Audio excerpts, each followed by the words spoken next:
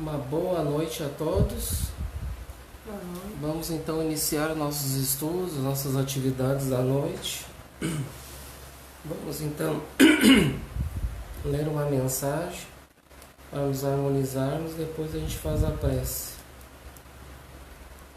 És como te vês? Como te vês? Se te vês infeliz, chamas a infelicidade para perto de ti. Se te vês arruinado, a ruína passa a ser tua companheira. Se te confessas descrente, a descrença se afirma dentro de ti. Mas se te vês saudável, a saúde se instala em ti. E se te afirmas feliz, a felicidade te faz companhia. Mas o que é a felicidade? Felicidade é ver em tudo um ensinamento. Não perda, um ganho maior. Nos sentidos do corpo, preciosos dons.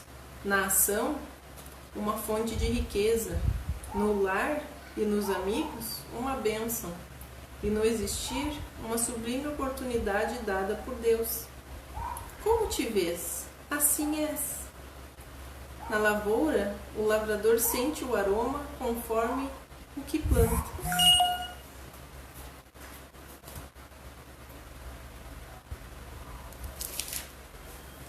Então vamos agora fazer a nossa prece. Vamos então convidar a todos, vamos elevar o pensamento a Deus e rogando a Ele que nos ampare, com a sua permissão para mais este encontro na noite de hoje. Que os nossos familiares e amigos os inspirem, abençoando a cada um de nós, para que possamos ter um bom entendimento, abençoando e iluminando a todos os lares que estão presentes, que estão vibrando positivamente, querendo aprender, querendo se melhorar para um mundo melhor. E que o nosso amado Pai Francisco abençoe e ilumine a todos nós, olhando por todos, e nessa oportunidade de estarmos nessa humilde casa que Ele nos concedeu, para que possamos realizar essas atividades. Que os nossos mentores nos amparem, nos proteja, iluminando este bairro, aos vizinhos, a todos aqueles que estão conosco nessas atividades, aqueles que vão para o estudo posteriormente, que vão olhar, assistir, que também possam receber essas vibrações positivas. Em Teu nome, Senhor, damos então por início as nossas atividades da noite de hoje, que assim seja. Então, novamente, uma boa noite aí a quem está chegando. O nosso irmão Denis Henrique já está presente aí.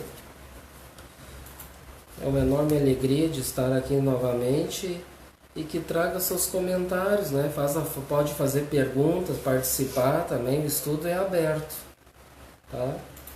A gente faz aqui um panorâmico agora das obras de André Luiz e a gente procura, assim, algumas coisas importantes, a gente traz um resumo, né, do livro. A gente não vai ler o livro ali todo, ele ali na sequência, porque senão vai exigir muito tempo, né? Então a gente vai direto ali aos tópicos que a gente acha mais relevante dos capítulos, que agora estamos no livro Os Mensageiros, que é uma obra muito boa também, muito interessante, que a gente está aprendendo bastante coisa com essa obra. E a gente parou ali então no capítulo 44. Então nós vamos aqui falar, a gente usa aqui como auxílio o roteiro de estudos das obras de André Luiz, por Euripides School, da editora Boa Nova. E aqui ele faz um resumo, bem resumidinho, do que fala ali, o principal tópico de cada capítulo. Então a gente pega ali o que ele traz, e a gente, além disso, a gente pega e vai ali também algumas coisas assim que ele não coloca aqui, que ele faz só um resuminho ali de cada capítulo. E a gente procura então às vezes trazer outras informações, né? Ler mais coisas do capítulo para engrandecer mais esse estudo, né? Não deixando de lado coisas bem importantes para todos nós. E nesse capítulo 44 ele fala da assistência. Ele diz aqui nesse livro: André Luiz é designado para aplicar passes em espíritos necessitados. Atende uma mulher cega em consequência da impressão deixada no perispírito dela pelo tracoma. Quando o passe de André Luiz dissipa a cegueira, ele e a mulher se emocionam. O instrutor então o adverte quanto à vaidade. Ele diz: todo bem procede de Deus. Vários espíritos são atendidos pelos benfeitores espirituais, mas alguns permanecem impermeáveis a esse auxílio. Então esse é o tópico principal do capítulo que ele traz aqui. Nós vamos ler ali algum resumo, alguma coisa do capítulo ali, que é bem interessante. Nós ver o que aconteceu ali, né? E nós vamos comentando ali então o que está acontecendo nesse capítulo 44. Então esse capítulo 44, lembrando que a gente estudou anteriormente, ali antecipando a reunião mediúnica. Então eles estão ali na casa da Isabel, a casa espírita ali, que ela cede um espaço na própria casa dela. E os benfeitores já estão ali apostos, ali a gente já viu na reunião passada, no encontro passado, falando dessa reunião que começou na semana passada. Então eles continuam ali neste ambiente, ali na casa espírita, ali trabalhando, né? Fazendo esse intercâmbio entre o mundo espiritual e o mundo aqui nosso dos encarnados. Então vamos ler ali, vamos comentando com calma ali, né? Podem trazer dúvida ali, participar também. Vamos ler ali então. Aqui onde está? Capítulo 44, assistência. A paisagem de sofrimento, desdobrada aos nossos olhos, lembrava-me o ambiente das câmaras de retificação. Entendeu-se Aniceto com Isidoro e falou resoluto: mão à obra, distribuamos alguns passes de reconforto. Mas objetei: estarei preparado para trabalho dessa natureza? Por que não? Indagou o instrutor em voz firme. Toda competência e especialização no mundo, nos setores de serviço, constitui o desenvolvimento da boa vontade. Bastam o sincero propósito de cooperação e a noção de responsabilidade para que sejamos iniciados com êxito em qualquer trabalho novo. Semelhantes afirmativas estimularam o coração. Recordei Narcisa, a dedicada irmã dos infortunados, que permanecia em nosso lar, quase sempre sem repouso, como prisioneira do sacrifício. Pareceu-me ainda ouvir-lhe a voz fraterna e caridosa: André, meu amigo, nunca te negues, quando possível, a auxiliar os que sofrem. Ao pé dos enfermos, não ouvides que o melhor remédio é a renovação da esperança. Se encontrardes os falidos, os derrotados da sorte, fala-lhes do divino ensejo do futuro. Se fores procurado algum dia pelos espíritos desviados e criminosos, não profiras palavras de maldição. Anima, eleva, educa, desperta sem ferir os que ainda dormem. Deus opera maravilhas por intermédio do trabalho de boa vontade. Então essa é a primeira parte, né? Que a gente fez um resumo ali que a gente achou importante. Então aqui o que se trata essa assistência? essa assistência a gente está vendo, quem já conhece, quem trabalha nas casas espíritas já conhece sobre o passe. E a gente está vendo aqui que no mundo espiritual eles também usam dessa assistência através do passe. Não só aqui entre nós encarnados, mas entre os desencarnados eles também utilizam esse recurso, que é muito importante. Então a gente vê ali André Luiz questiona, né? O mentor Aniceto, ele fala, vamos então a agir, né? Trabalhar para auxiliar esses espíritos que estão sofrendo, estão com dor, estão desesperados, vamos aplicar passes reconfortantes. E aí André Luiz fica assim, naquela dúvida, tá, mas eu também posso aplicar passe? Aí o mentor diz, né, que todos aqueles de boa vontade, que tenham consciência do que estão fazendo, desde que tenha aquele entendimento do processo, o que está fazendo, que esteja de mente aberta, de coração aberto para se doar para aquele outro irmão, com certeza que todos podem aplicar passe. E nas casas espíritas não é diferente, a gente sempre procura, né, a gente estuda sobre o passe antes de ministrar passe nas casas espíritas para entender como é que funciona esse processo, que a gente sabe que podemos doar de nós mesmos, ou então através dos benfeitores, ou somente os próprios benfeitores que podem agir. Então depende da situação que cada um vai ter ali, a espiritualidade que vai analisar na hora. Mas o importante é que nós os coloquemos como apenas humildes instrumentos, né, de auxílio naquele momento. Então o que está tratando nesse capítulo de assistência é a assistência através do passe no mundo espiritual, né? Quer comentar alguma coisa? Não, é só que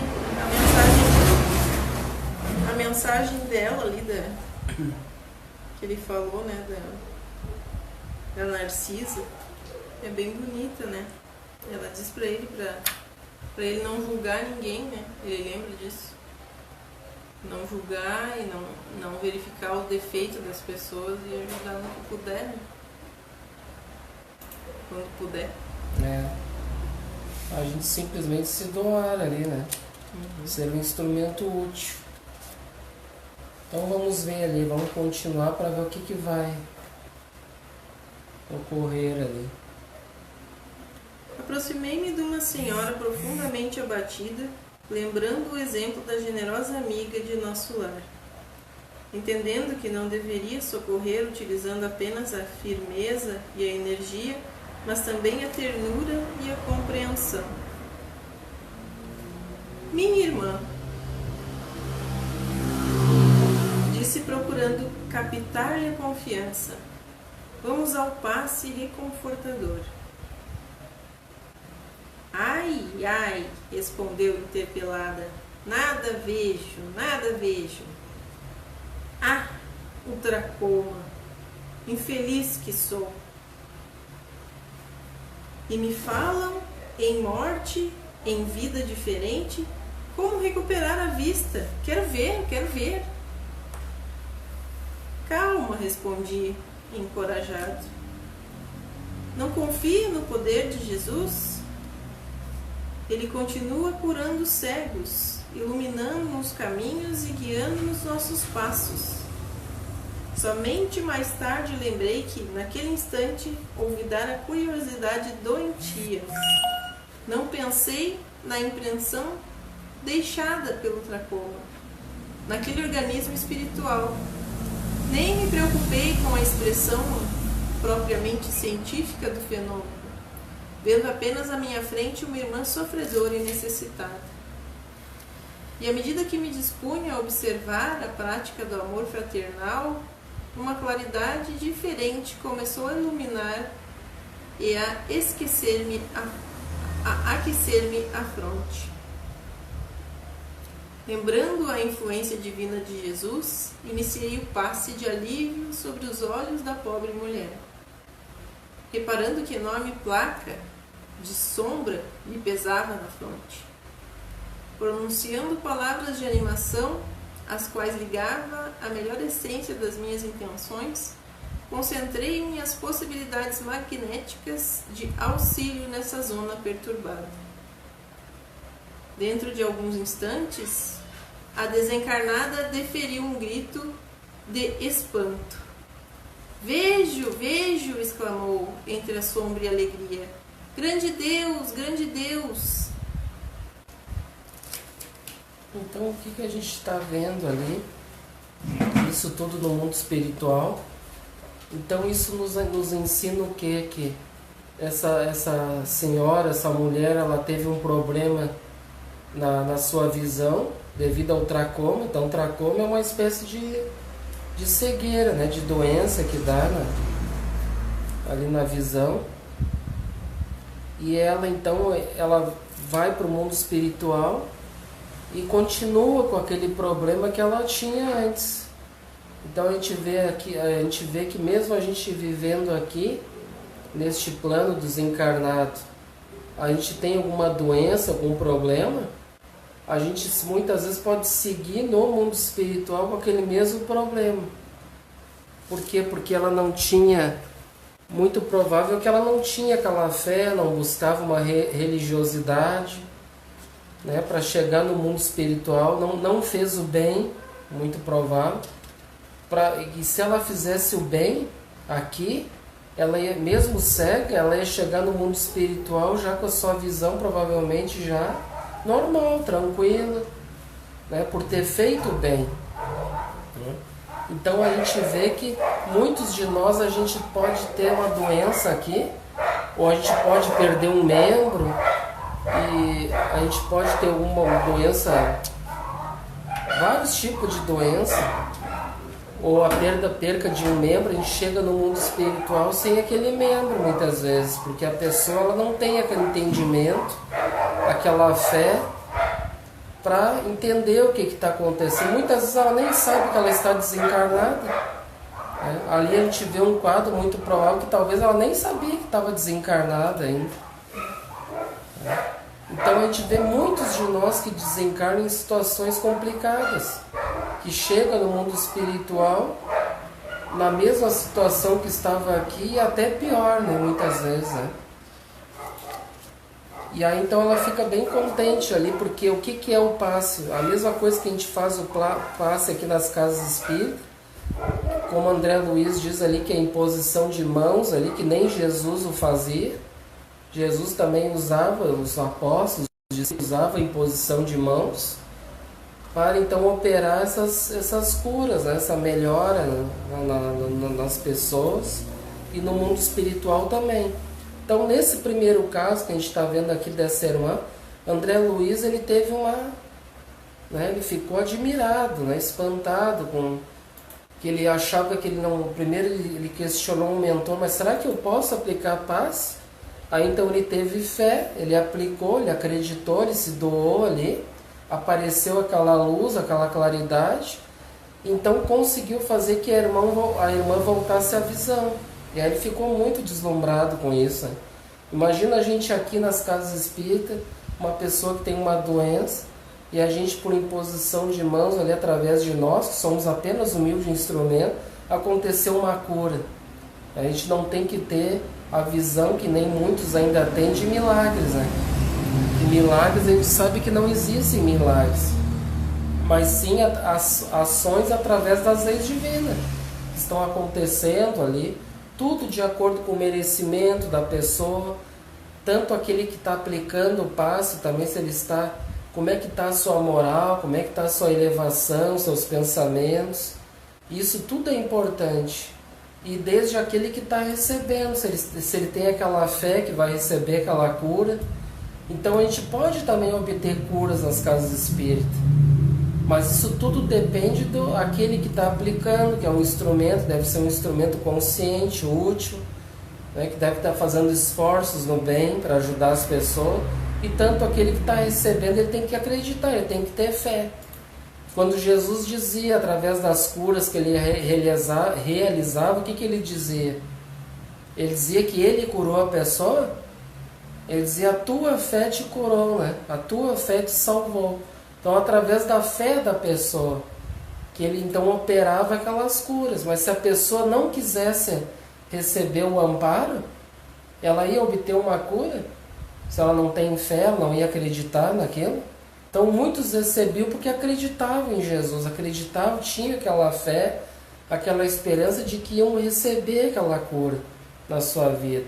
E essa irmã que o André Luiz foi um instrumento ali, aconteceu ela conseguiu voltar à sua visão normalmente, né? E aí o que ela diz ali daí? Vejo, exclamou entre o assombro e a alegria. Grande Deus! E ajoelhando-se num movimento instintivo para render graças, dirigia minha palavra comovidamente. Quem sois, emissário do bem? Dominava-me profunda emoção que não conseguia sofrear. Confundia-me a bondade do Eterno. Quem era eu para curar alguém? Mas a alegria daquela entidade, libertada das trevas, afirmava a ocorrência, na qual não queria acreditar. A luz daquela dádiva como que mostrava mais fortemente o fundo escuro das minhas imperfeições individuais, e o pranto inundou-me as faces, sem que pudesse retê-lo, nos recônditos mananciais do coração. Enquanto a enferma espiritual se desfazia em lágrimas de louvor, também eu me absorvia numa onda de pensamentos novos. Os acontecimentos surpreendiam-me. Desejava socorrer o doente mais próximo e, contudo, estava enlaçado em singular deslumbramento íntimo. Aniceto, porém, aproximou-se delicadamente e falou em voz baixa.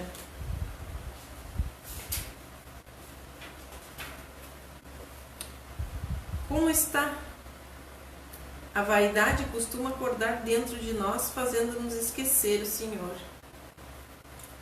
Não ouvides que todo o bem procede dele, que é a luz dos nossos corações? Somos instrumentos nas tarefas de amor.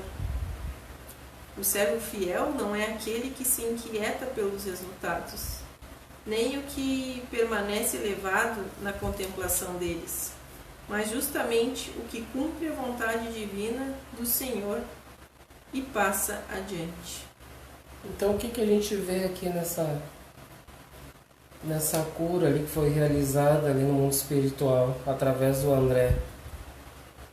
E ela se emocionou muito, né? Porque imagina quanto tempo ali ela estava sem a visão. A gente não sabe, ele não dá os relatos, né? De quanto tempo estava, né? Nas trevas. E aí ela fica muito, muito feliz, muito contente, ela se emociona, chora bastante. E aí aquilo ali contagia também o André Luiz. Que aquele sentimento, aquelas emoções profundas, aquilo ali passa para o André Luiz. E aí o que o mentor disse para ele? Para ele não se envaidecer, né? Que é o Jesus que emana a luz para que a gente trabalhe. Então isso aí é muito importante. Tanto lá, que é um exemplo que aconteceu para nós, mas quanto ele dá o alerta para nós ali, o mentor. Que ele diz ali que todos nós podemos ser instrumentos de cura, né? Mas a gente tem que ter todo o cuidado. Se, por exemplo, a gente aplicou um passe em alguém numa casa espírita e a gente sabe que essa pessoa tinha uma doença, tinha um problema, e de repente ela sai dali e consegue uma cura depois, ela fica sabendo na hora, fica sabendo depois. E aí a gente tem que ter o cuidado para não se envaidecer com isso, né? Então a gente tem que ser consciente que ali nós somos apenas humildes instrumentos da espiritualidade de Jesus. Ninguém pode ter ali méritos de achar que essa pessoa foi curada foi através das minhas mãos, foi através do meu passe que eu curei. Aí quando vê, a pessoa entra numa vaidade, né? E a vaidade é perigosa, porque ela já atrai, ela abre um campo para obsessões, né?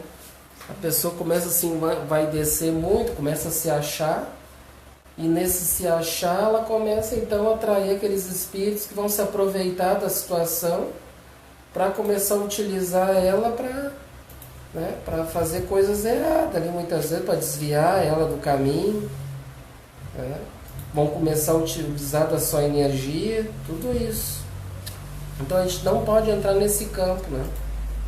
Ter todo um cuidado, que o mentor ali dá um alerta. Então vamos, tu quer continuar a comentar alguma coisa? Por experiência, né? Não dá pra achar que a gente é melhor que ninguém. Porque a gente sabe que todos nós temos defeitos e se a gente faz alguma coisa porque Deus permite que seja, né? Não é nenhum mérito que a gente tenha. Jesus permite que a gente tenha esse ou aquele dom, ou para fala, ou para ser médium, ou para ser passista, ou para o que quer que seja, né? E a gente tem que ter consciência. É assim como funciona, como tu poder enxergar, como tu poder sentir cheiro, né? São coisas que a gente possui que são naturais. Então, por causa disso. Achar que é melhor que os outros porque tem aquele dom ali que foi emprestado, né? Foi emprestado. É um empréstimo divino, não achando que a pessoa é melhor, que tem mais dom. Então aquele médium ali que tem mais dons, ele é melhor do que o outro que não tem, né? Sendo que todos são instrumentos úteis. Estudando a gente sabe que não é que ele é melhor, é porque ele tem mais dívidas, né? Para suprir. E quanto mais dons ele tiver mediúnico, mais débitos ele tem, né?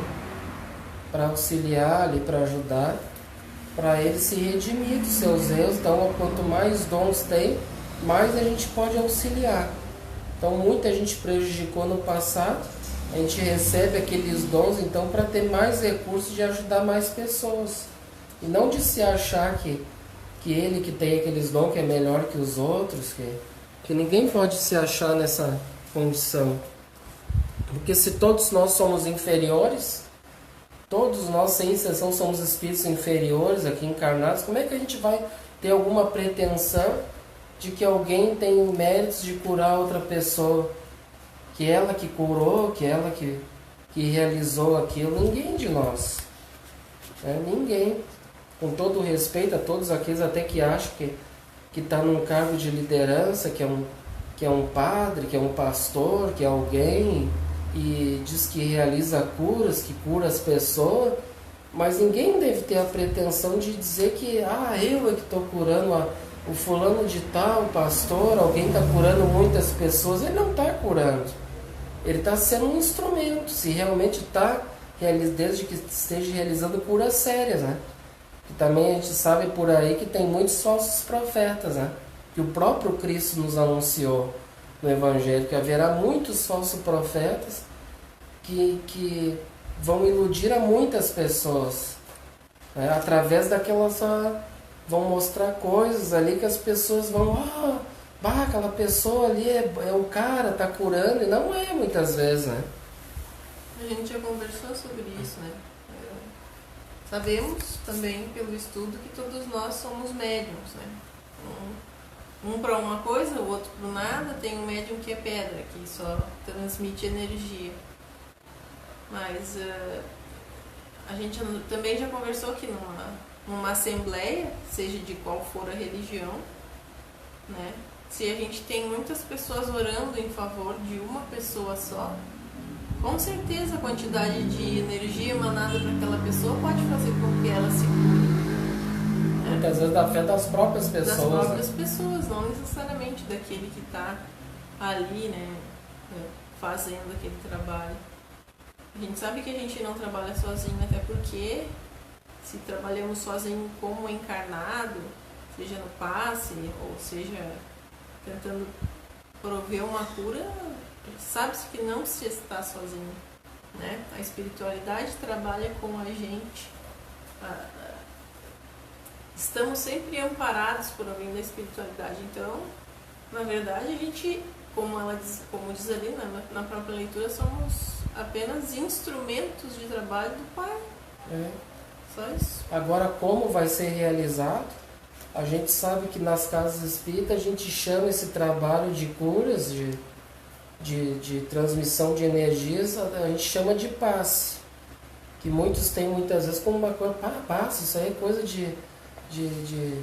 sei lá, de umbanda, desse tipo de coisa, mas cada religião tem um nome para suas realizações de transmissão de energia. Então, como, por exemplo, esse passe que Jesus realizava, que a gente chama de passe, através da transmissão de energia, através da imposição de mãos, a gente chama nas casas espíritas, estuda de transmissão de energia, chama o passe. O passe, como está dizendo aqui. Mas, por exemplo, tem outras religiões que vai dizer que é milagre, que é isso, que é aquilo, mas cada um vai ter o seu método ali de fé ali para obter o seu resultado, né? De acordo também com o seu merecimento. Exato. Se aquela pessoa tem o merecimento, agora como que ela vai receber aquela energia? Pode ser diretamente, como a gente está dizendo aqui, através do passe, através da imposição de mãos à pessoa, pode ser através das energias, da fé das pessoas, daquela pessoa do ambiente, que vai fazer com que ela obtenha aquela cura, que, como a irmã disse, nós nunca estamos sozinhos. Eles vão se utilizar dessa fé, que é a energia, e vão então transmitir a essa pessoa que é necessitada e que tem o merecimento para receber esta cura. Porque muitas vezes, muitas pessoas vão em algumas religiões, ou até mesmo na casa espírita, eu estou com um problema. Eu chego lá, ela recebe o passe, tudo sai de lá, muitas vezes totalmente descrente. Eu fui lá, me disseram que lá eu ia receber um passe, que eu ia ficar bem. Eu não fiquei curada, estou com a minha doença ainda e não resolveu nada. Então aquela casa espírita lá não presta. Porque eu fui lá e não consegui obter minha cura. Então isso é uma coisa que a gente tem que entender, por isso que a doutrina espírita é uma fé raciocinada. É uma fé que a gente vai entender, mas o porquê que ela não recebeu a cura? É por causa da casa espírita? Ou é por causa da sua pouca fé, como Jesus dizia? Que a tua fé te curou, a tua fé te salvou. Então se a pessoa tem aquela fé, e não basta ter só a fé, tem que ter também o entendimento, tem que ter o merecimento através das leis divinas para obter aquele resultado. Que muitas vezes não vão ser imediato também aquele resultado. E hoje em dia a gente vive num momento em que as pessoas querem o imediatismo. Eu estou com um problema, eu quero ir na religião X, eu quero que resolva o meu problema. Eu fui na Umbanda, não resolveu, eu fui na evangélica, não resolveu. Agora eu vou tentar na casa espírita, não resolveu. Mas o problema está com quem o problema? Ela está buscando uma forma de cura exterior. Entende? Não uma cura interior. A cura, ela na verdade, ela vem de dentro para fora. É de dentro de nós que vem a cura. E as pessoas querem que venha de fora, por isso que chamam os milagres. Que os milagres é uma coisa que é como se fosse um passe de mágica. O passe de mágica não existe isso aí. Né? Então é isso que a gente estuda e entende na doutrina espírita. Então se a pessoa não recebeu, pode não ter recebido naquele momento, mas está aguardando a sua melhora moral. Olha só, sua melhora moral, íntima, interior, a sua renovação. E o principal papel da doutrina espírita é a reforma íntima, é fazer com que a pessoa se torne uma pessoa voltada para o bem. Em primeiro lugar, o bem para si mesmo, para que ela busque, através da prática das virtudes, se tornar uma pessoa melhor. Aí então é mais fácil de ela obter um resultado na sua vida. E que mesmo assim pode também não obter.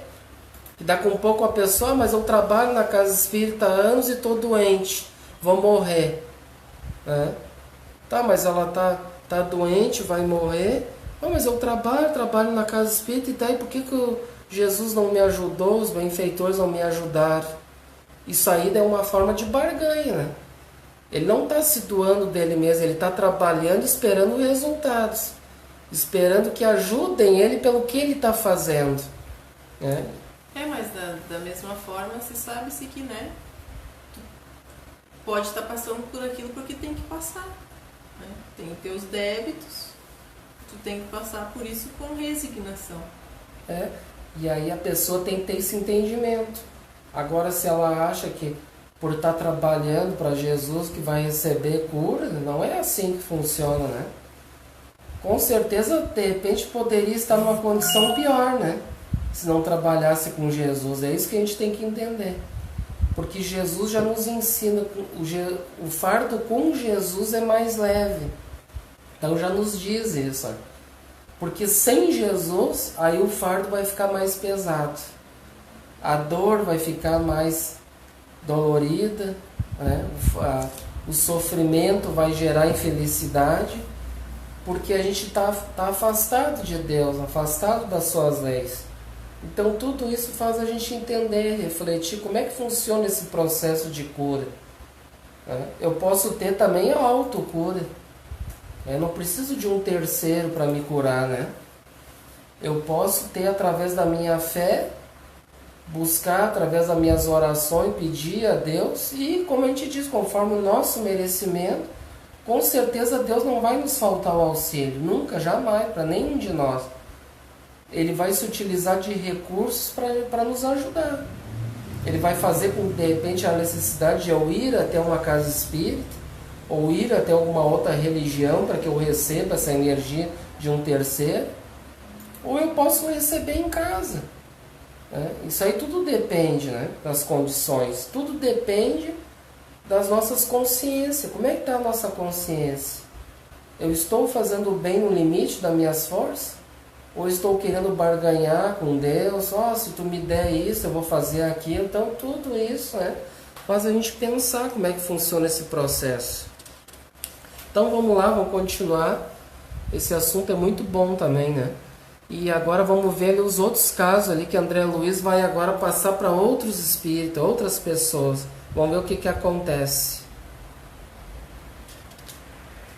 Isso aqui, acerquei-me do enfermo próximo. Tratava de um infeliz irmão que falecera na Gamboa, vitimado pelo câncer. Toda a região facial apresentava-se com orifício aspecto. Apliquei os passes de reconforto, ministrando pensamentos e palavras de bom ânimo, e reparei que o pobrezinho se sentia tomado de considerável melhora.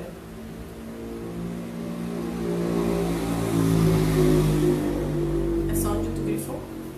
Ali eu peguei ali e grifei cada caso. Então esse é um outro caso. Tá? E daí aí continua o que ele diz, e daí o que aconteceu. Atendia 2 ex-tuberculosos do Encantado a uma senhora que desencarnara em piedade, em consequência de um tumor maligno, e a um rapaz de Olaria, que se desprendera num choque operário. Nenhum desses 4 últimos, contudo, manifestou qualquer alívio. Persistiam as mesmas indisposições orgânicas, os mesmos fenômenos psíquicos de sofrimento. Então a gente vê aqui já um outro quadro. O primeiro quadro ali, André Luiz se surpreende ali que conseguiu ter êxito, né? Através do passe. Depois ele teve mais outros 4 casos, que está relatando ali, que já não teve esse mesmo êxito da primeira senhora. E por que não obteve esse mesmo êxito da primeira situação? Vamos ver ali o que acontece, o porquê.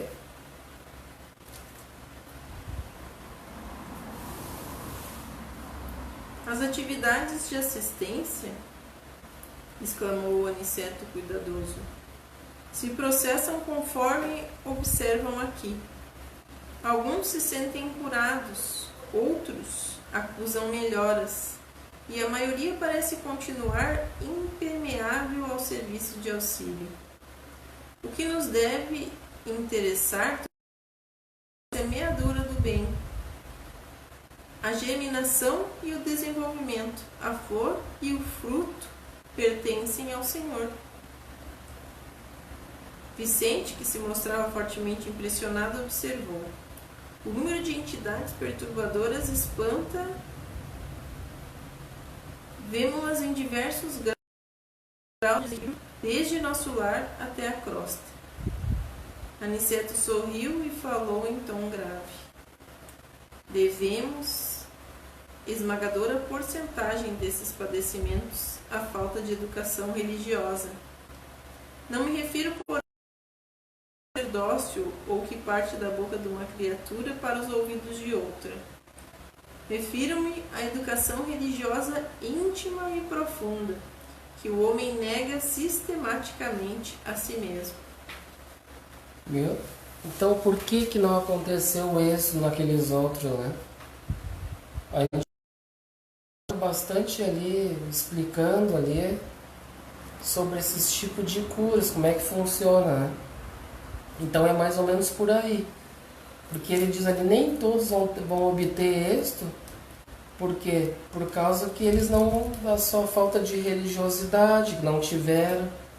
E ele diz ali que não necessariamente tem que vir, por exemplo, ouvir do sacerdócio, de um padre, do pastor que vai na igreja, né? Mas porque muitas vezes muitas pessoas já fazem de lotar as igrejas, vão lá, ouvem os sermãos lá, mas o que elas estão sentindo daquele sermão no seu coração? O que elas estão trazendo para as suas vidas intimamente, trabalhando aquilo nas suas vidas? Então não necessariamente precisa ir lá ouvir, né? Porque a gente pode fazer isso aí em qualquer lugar, se educar, né? Fazer a sua reforma íntima ali interior. Então esses, o que aconteceu? Faltava fé, eles não tinham essa reforma interior, essa religiosidade. Então daí já não aconteceu como naquele primeiro caso, que ela ali com certeza ela estava necessitada e estava querendo ajuda e recebeu. Agora os outros ali já infelizmente muitos deles podem não obter essa cura. O que diz no final lá, no finalzinho?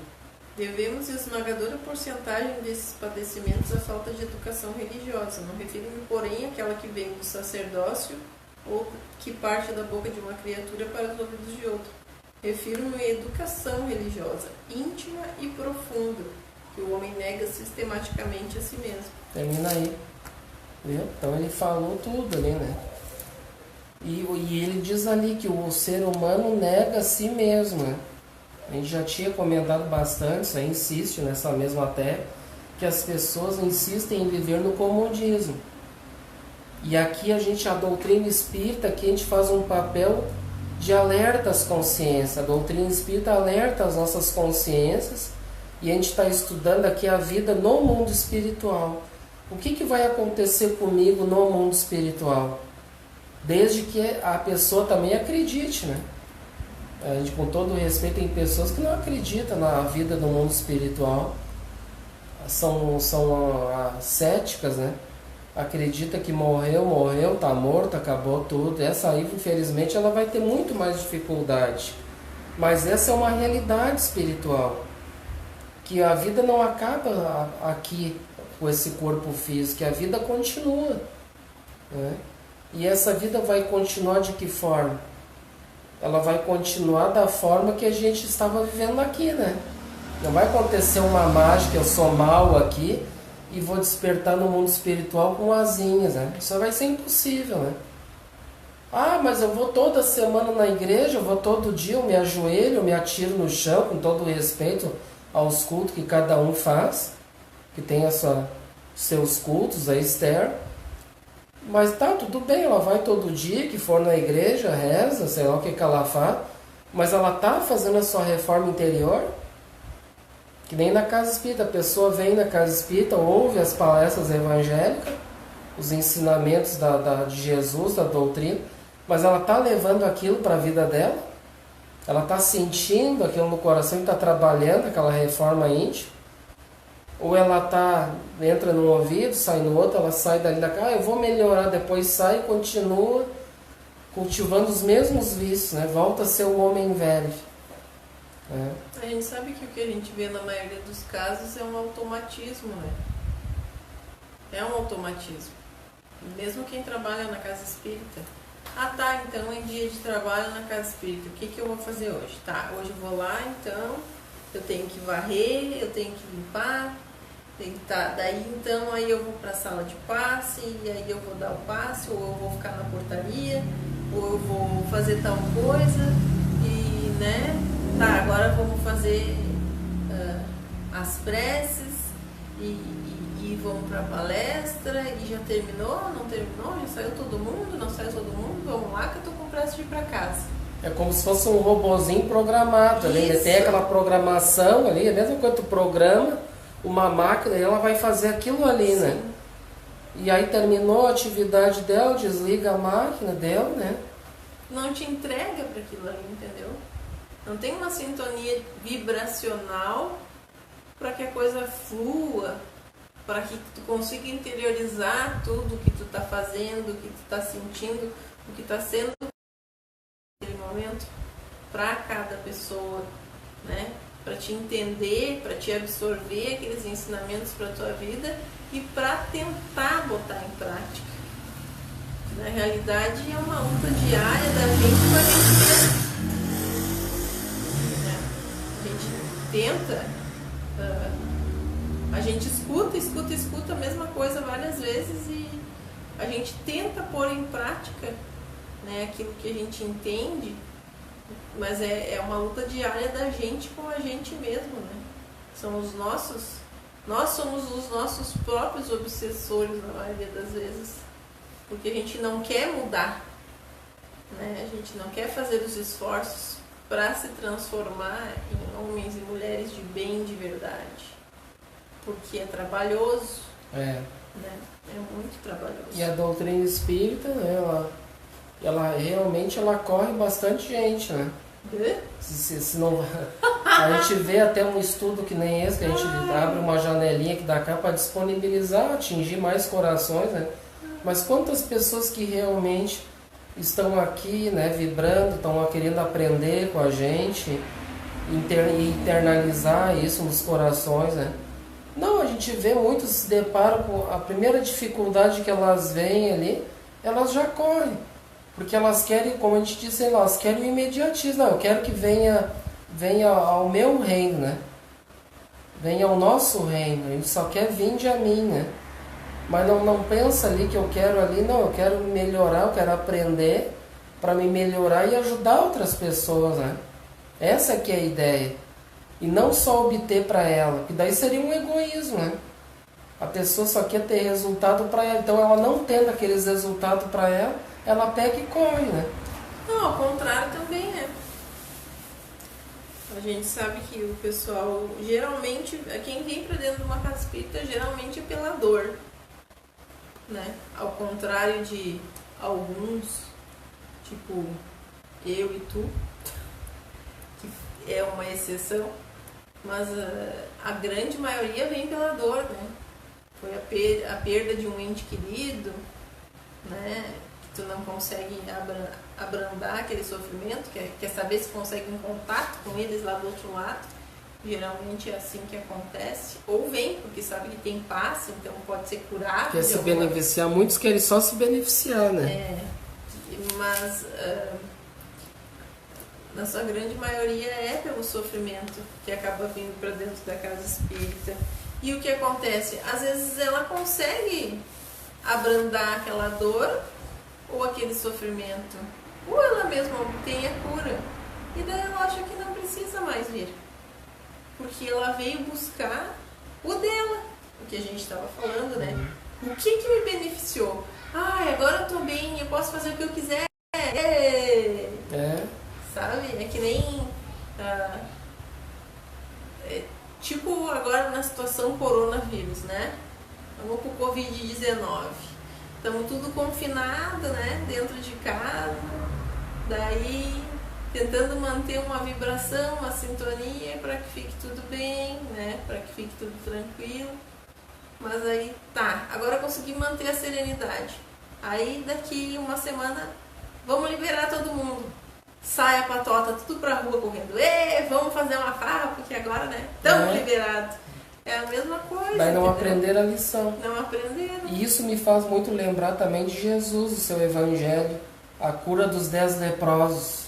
E Jesus se depara com 10 leprosos, eles tinham fé, eles queriam receber a cura, receber, e Jesus dá instrução a eles, ó, vão até o templo, que eles tinham que ir até os sacerdotes lá, porque naquela época os leprosos eles eram retirados do livro da vida, eles eram excomungados da sociedade. É como se fosse um exemplo aqui para nós, a gente perdesse os documentos, eles tirassem os nossos documentos, a gente ficasse como indigente. Ó, tira o governo vai lá, tu tá com uma corona, tá com uma lepra, o governo vai lá, tu é um indígena, vão te colocar lá segregado, numa caverna, lá no lugar, vão ficar tudo lá, não é para sair dali. E não tem mais nome, lá perde os seus documentos. É a mesma coisa que seria como se fosse assim.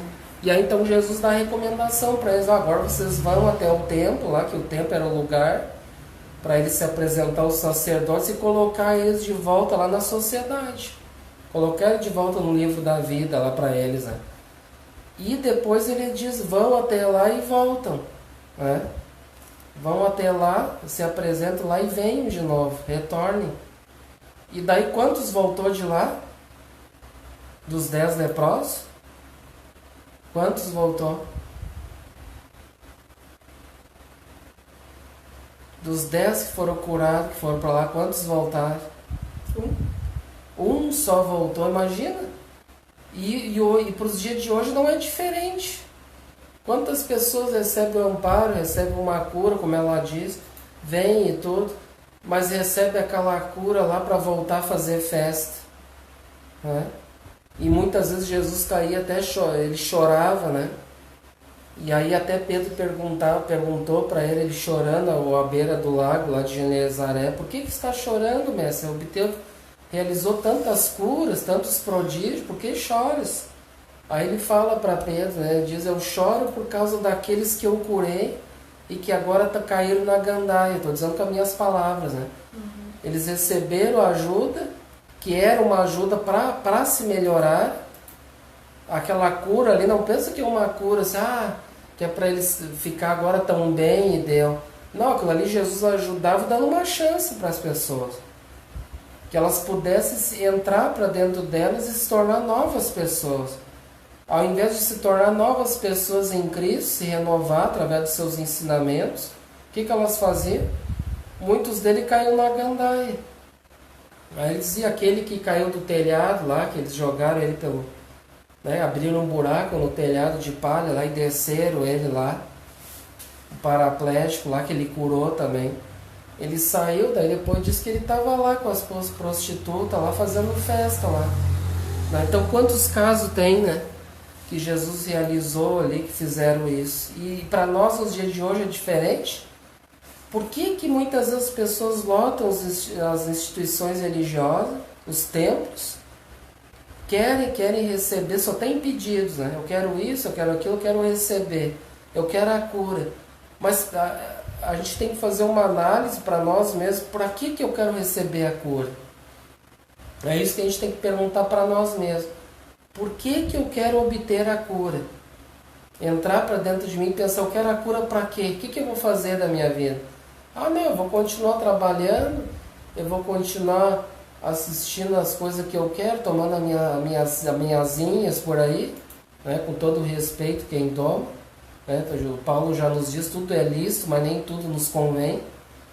Eu quero continuar a minha vida que eu tinha, eu quero fumar meu cigarrinho, melzinho, né, melzinha, minha inha, a cervejinha, né, e etc. Então, para que ela vai receber a cura? Para continuar a mesma pessoa. Então, muitas vezes a gente vê que Deus nos coloca uma dificuldade, uma doença para a gente refletir. Será que não seria melhor até eu ficar naquela situação do que eu ter a cura e voltar a cair na gandaia? O que ia acontecer? Não ia piorar? Então a cura serve muitas vezes para a gente entrar para dentro de nós, refletir, buscar a Deus e fazer essa reforma interior. E não para ter a cura e continuar vivendo a vida do homem velho. Então é uma renovação exterior, que é para curar o corpo físico, e o objetivo da doutrina espírita, assim como Jesus, não é curar corpos, é curar as almas. E Jesus é um terapeuta, ele é um médico das almas e não de corpos. E a doutrina espírita não é diferente, né? Então muitas pessoas querem a cura dos corpos para continuar sendo um homem velho, vivendo as suas paixões, suas práticas, né?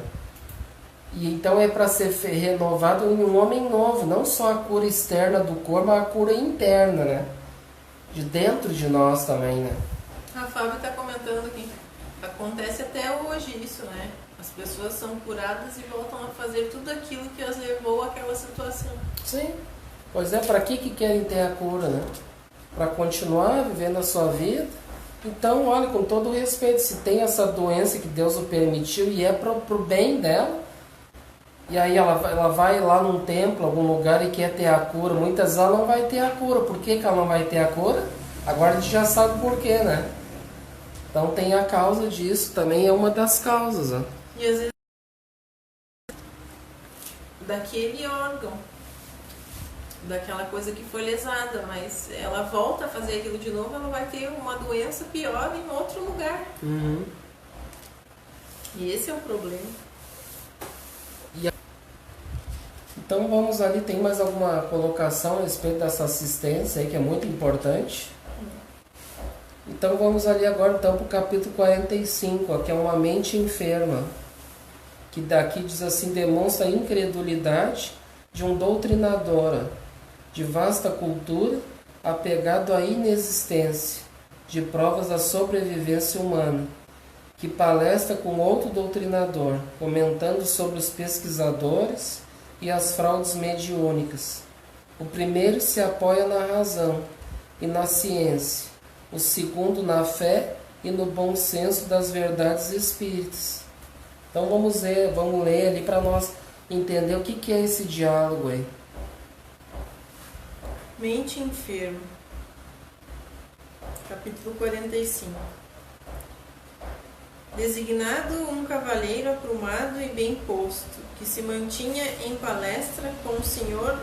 Bentes, doutrinador naquele grupo, acrescentou: veja este amigo rodeado de sombra, em conversação com o colaborador de nossa irmã Isabel.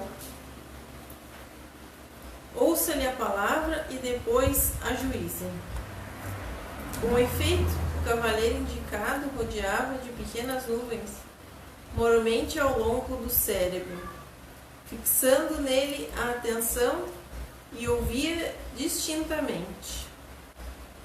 Há muito, asseverava com ênfase, frequento as reuniões espíritas à procura de alguma coisa que me satisfaça. No entanto, e sorriu irônico, ou a minha infelicidade é maior que a dos outros, ou estamos diante de mistificação mundial. Atento à respeitosa atitude do orientador encarnado, prosseguiu orgulhoso. Tenho estudado muitíssimo, não me furtando ao crivo da razão rigorosa. Já devorei extensa literatura relativa à sobrevivência humana e, todavia, nunca obtive uma prova. O Espiritismo está cheio destes testes sedutores, mas o terreno se mostra cheio de dúvidas. A obra de Kardec, inegavelmente, representa extraordinária afirmação filosófica. Entretanto, encontramos com Richer um acervo de perspectivas novas. A metapsíquica corrigiu muitos voos da imaginação, trazendo à análise pública observações mais profundas sobre os desconhecidos poderes do homem. No exame dessas verdades científicas, o mediunismo foi reduzido às suas proporções. Precisamos de um movimento de racionalização, ajustando os fenômenos a critério adequado. Todavia, meu caro Bentes, vivemos em paisagem de mistificações sutis, distantes das demonstrações exatas. Então o que a gente vê aí? Então um diálogo entre uma pessoa um trabalhador ali, espírita, que é colaborador da Isabel, que é um doutrinador, um irmão que tem um conhecimento espírita, né, que estuda, e aí então esse outro que também um doutrinador, mas ele é um descrente daquilo que ele estuda, né? E não acredita porque ele não obteve provas. Eu estudei bastante a doutrina, mas ninguém me mostrou, eu não vi nada, não tive prova. E ele então ele acredita mais na ciência dos homens do que na tese espírita, né? do que ele aprendeu, do que ele estudou e buscou no espiritismo, só que não acredita naquilo. É uma pessoa totalmente assim descrente, né? Daquilo que ele pesquisou, que ele viu, e o espiritismo mostrando que os cientistas desmascaram, né? Médiums, né? E mostra ser uma coisa que ele não acredita naquilo, né? Aí vamos continuar, vamos ver o que o Bentes vai dizer para ele. A essa altura, o interlocutor, muito calmo e seguro na fé, interveio considerando: concordo, Dr. Fidelis, em que o espiritismo não deva fugir a toda espécie de considerações sérias. Contudo, creio que a doutrina é um conjunto de verdades sublimes, que se dirigem de preferência ao coração humano. É impossível auscultar-lhe a grandeza divina com a nossa imperfeita faculdade de observação, ou recolher-lhe as águas puras com um vaso sujo de nossos raciocínios viciados nos erros de muitos milênios. Ao demais, temos aprendido que a revelação de ordem divina não é trabalho mecânico em leis de menor esforço. Lembremos que a missão do Evangelho como mestre foi precedida por um esforço humano de muitos séculos. Antes de morrerem, os cristãos, nos círculos do martírio, quantos precursores de Jesus foram santificados? Primeiramente, devemos construir um receptáculo. Em seguida, alcançaremos a bênção. A Bíblia, sagrado livro dos cristãos, é o encontro da experiência humana, cheia de suor e lágrimas, consubstanciada no verdadeiro, com a resposta celestial, sublime e pura do Evangelho do Nosso Senhor.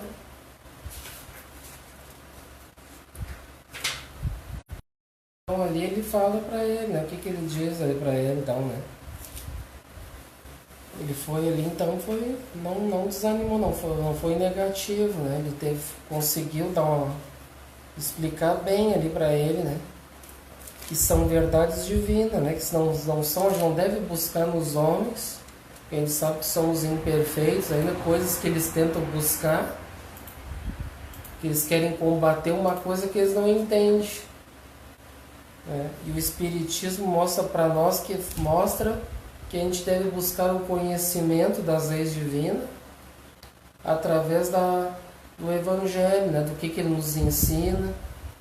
E ele faz, então, a gente, que nem aqui a gente está fazendo, ele faz a gente ter um entendimento das coisas.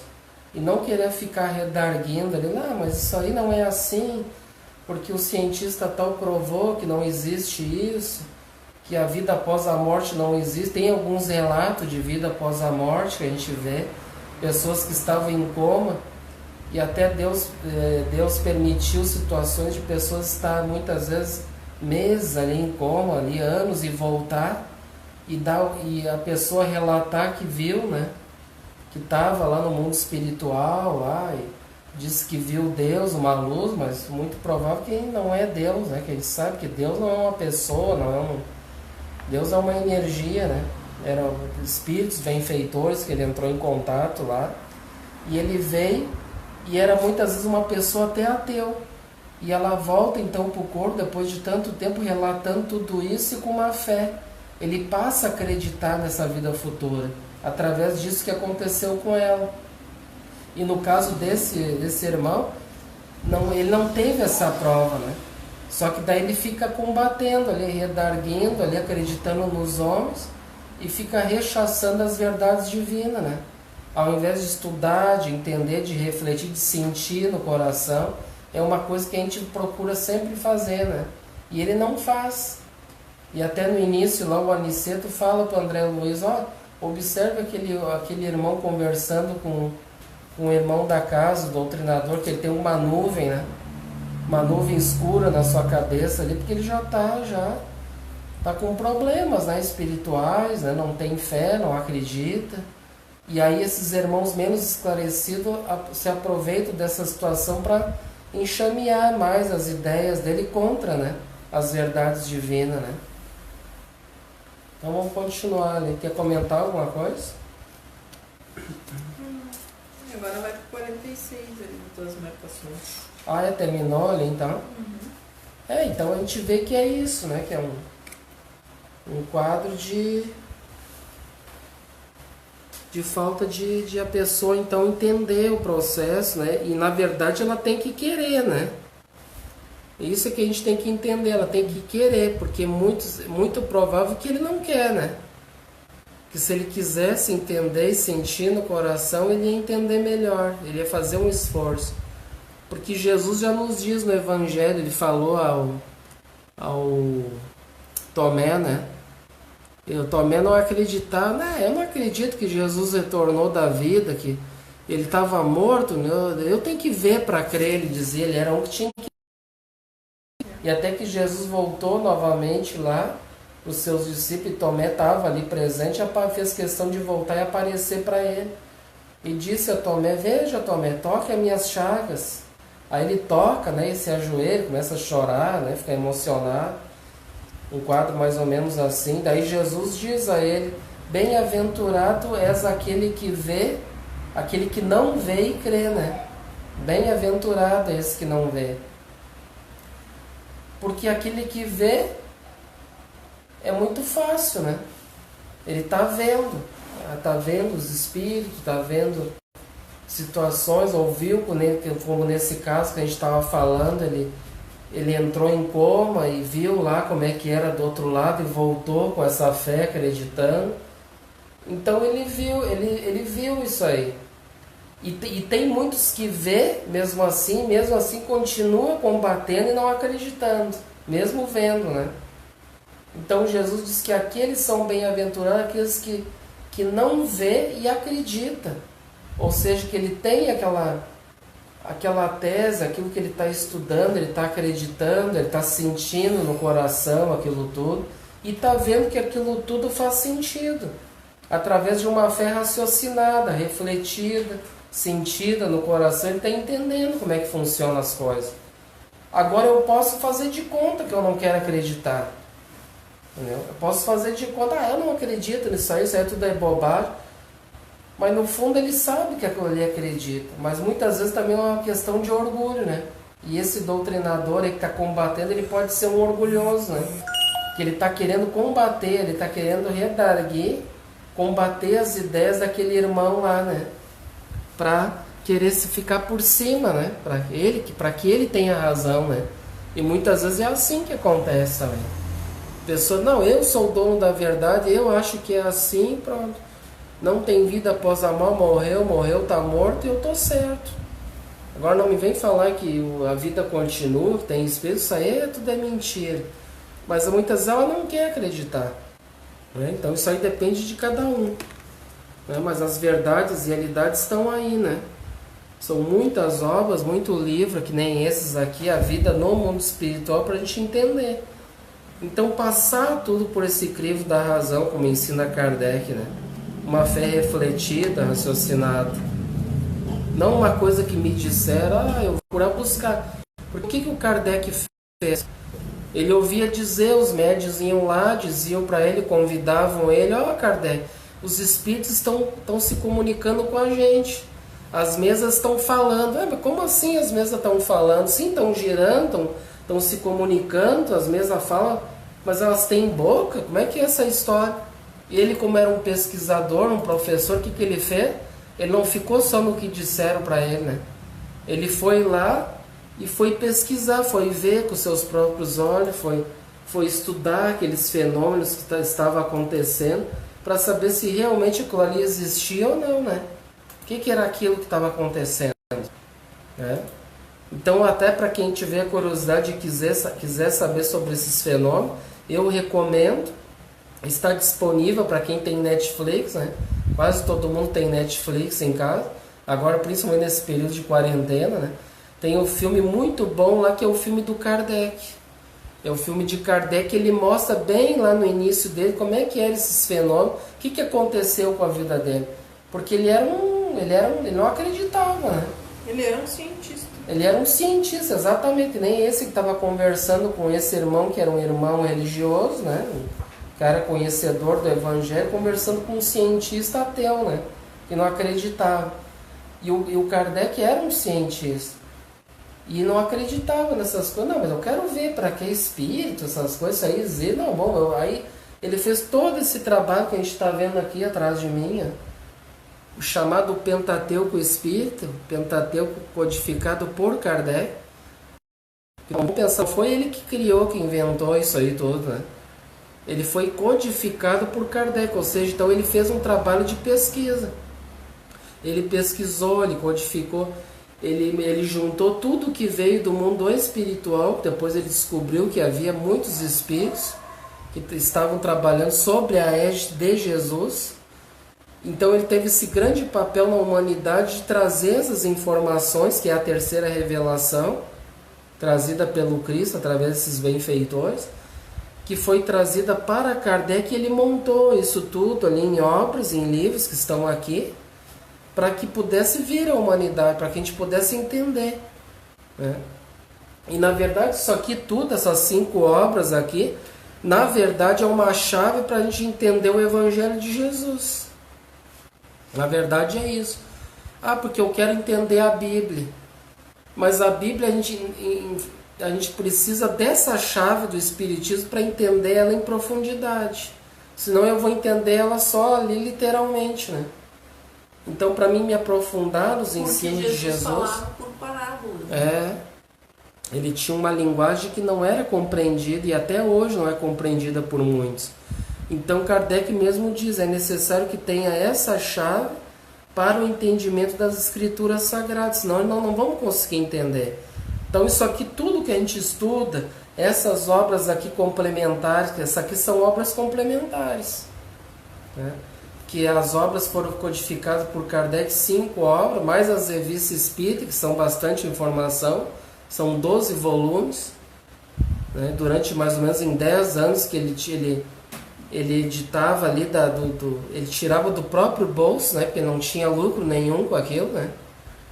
Ele editava do próprio bolso, todo mês ele editava uma revista espírita, aí juntando tudo são 12 volumes, e cada volume são 12 meses de revista, então é muita informação, né? E ele passou dificuldade, ele tirou tudo aquilo do bolso dele, não ganhou nada com isso, ele se doou, né, para trazer essas informações para nós. Mas essas informações pararam? Não, jamais vai parar, ela vai evoluir, vai continuar. E Kardec desencarnou, ele concluiu a sua tarefa, teve êxito na sua tarefa, graças a Deus. E aí deu continuidade chamada as obras complementares à doutrina, que são essas que nós estamos estudando, trazidas pelo nosso amado benfeitor Francisco Cândido Xavier. Que ele foi um outro instrumento de Jesus para trazer, para que essas obras chegassem nas nossas mãos. Assim como o Kardec foi um instrumento, né? E ele não era um médium como o Chico Xavier. E todos nós somos médiums, mas ele tinha outros tipos de mediunidade que Chico Xavier não tinha. Chico Xavier tinha mediunidade de psicografia, principalmente de escrever as obras, né? Através dos espíritos. E o Kardec não era um médium psicógrafo. Muitos podem até achar, então quer dizer que Kardec psicografou as obras básicas. Não, ele não tinha essa mediunidade, ele era um pesquisador, ele trazia as informações, coletava, ele comparava, ele deduzia, ele pegava uma informação no espírito aqui no Brasil e comparava com, tinha uma informação lá em outro país, né? E isso tudo vocês vão ver nesse filme aí, de Kardec, vai mostrar isso aí. Então as obras não param, elas continuam.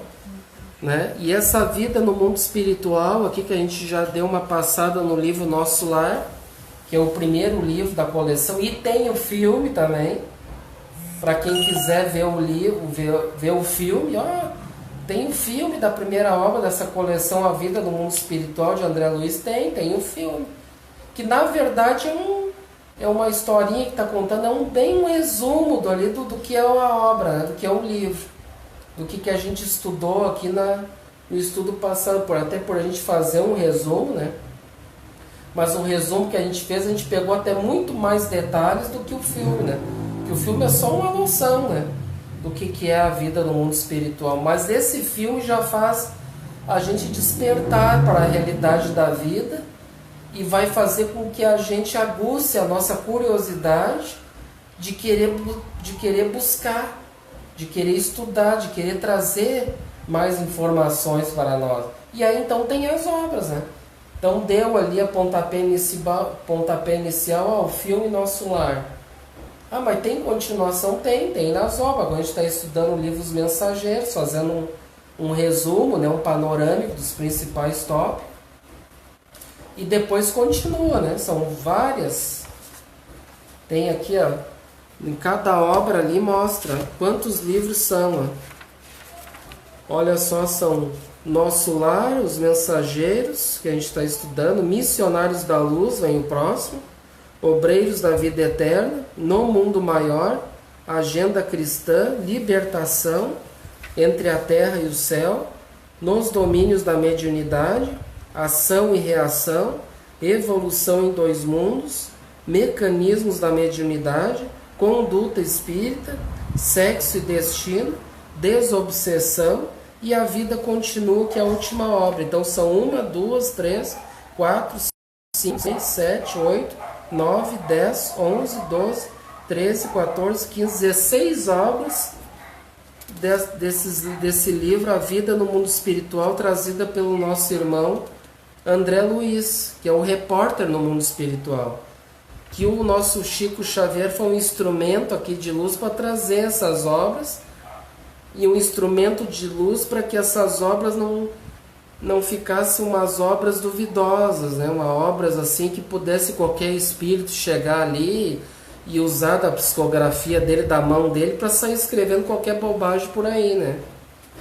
Então por isso que a gente tem uma fidelidade doutrinária nessa continuidade das obras de Kardec, que são através das obras de Francisco Cândido Xavier, que é um deles, né? Divaldo Franco é outro, a gente já comentou, né? Que ainda está aí entre nós. O Chico já desencarnou, não é? No ano de 2000, mais ou menos, e o Divaldo Franco ainda está aí entre nós e trabalhando, né? Fazendo bem aí ainda, né? Então é isso que nós vamos estudar, ó. Dar continuidade às obras, né? As chamadas essas obras idôneas, né? Complementares. Então é isso, minha gente amiga. Então a gente estudou aqui, né, 2 capítulos, mais 2 capítulos, e vamos deixar então os próximos capítulos para a próxima semana. Espero que tenham tido um bom entendimento, né, do conteúdo que a gente explanou aqui na noite de hoje, que a gente, até o pessoal fica bem quieto, ele não traz muito comentário, né? É bom, se tivesse dúvida, né, trazer pergunta ou trazer informações para somar também, né, com o nosso trabalho. Então tragam, né, tragam informações, tragam dúvida, é importante. É importante a gente não sair assim, porque como é um estudo aberto, a gente se disponibiliza para não ficar com dúvidas, né? Muitas vezes daí sai o Ederson de repente falou ali, eu não entendi direito, mas não entendeu, então perguntem, né? Questionem, que é muito bom, né? A gente, como o André Luiz, o que ele fez no mundo espiritual? Ele foi atrás, né? Ele questionava tudo, né? Tudo e todo. Mas o que é isso que está acontecendo? O que é aquilo? Aí tinha os instrutores com ele ali. E aquele que se torna o melhor discípulo, aquele que mais aprende, é aquele que mais questiona, que mais pergunta, né? E ele perguntava tudo, não deixava, o que é essa água aqui? Para que serve? O que é aquele processo que está acontecendo? Isso tudo ele trouxe aqui, a gente está aprendendo com ele, ó. As informações, como se fosse realmente um repórter, né? Vamos fazer uma reportagem lá na casa Francisco de Assis. Como é que funciona os trabalhos aqui? Como é que vocês fazem as tarefas? Então ele vai fazer tudo, né? Assim como a gente é ali numa reunião mediúnica na casa da Isabel, ali ele está questionando tudo, perguntando como é que funciona isso, como é que funciona aquilo, e isso faz a gente aprender, né? E buscar, né? Aguça a nossa curiosidade para querer aprender mais, né? Então, gente amiga, novamente, muito obrigado. Eu quero que dar um abraço aos nossos irmãos, irmã, nossa Dalva, um grande abraço, muita paz e bem a todos, né? Outros irmãos que a nossa irmã Elizabeth também, né? Um grande abraço, né? Para ela também, que nos acompanha. O nosso irmão Adilson também, um abraço lá para todos. Muita paz e bem a todos, né? A Marilene também, né? E outros aqui, a nossa irmã Fabíola, que não está aqui presente ainda, né? Tá só eu e minha esposa por enquanto, mas logo já vamos estar de volta. O nosso irmão Denis Henrique está sempre nos prestigiando também, né? Um grande abraço. Então, aqueles que eu não abracei, não fiquem chateados, sinto-se todos abraçados, tá? Se tiver mais algum nome aí, tu pode dizer aí que eu tô pegando os que tem aqui, que aparece aqui pra mim, tá, gente? Todos que aparecem aqui eu mencionei. Então, muito obrigado. E vamos então fazer a nossa prece de encerramento. Então, vamos convidar todos. Vamos elevar o pensamento a Deus, nosso Pai, o Criador de tudo e de todos. E agradecer a Ele por essa bênção na noite de hoje. De aqui nos colocarmos apenas como humildes instrumentos de trazer alguma informação útil a todos aqueles que querem aprender, que desejam conhecer a vida no mundo espiritual, que querem entender esse processo tão importante da vida, que faz com que a gente faça refletir, melhorar e nos tornarmos melhores do que fomos ontem, que essa doutrina possa fazer bem a nossas vidas e que a gente possa se transformar em homens novos, renovados, buscando através da fé, da esperança e de tudo através de uma fé raciocinada, refletida e sentida no coração, que possamos ter muita paz e encontrar a paz que essa doutrina nos traz e o entendimento. Que abençoe e ilumine a todos os seus lares, que possam receber nesse momento um amparo, um passe reconfortante a todos aqueles que estão ali concentrados, estão positivos nesse estudo, que possam receber esse passe confortante, que a espiritualidade possa levar até todos a esse passe, para que se sintam melhores, renovados e amparados. Muito obrigado, Senhor, a todos. E damos então por encerradas as nossas atividades da noite de hoje.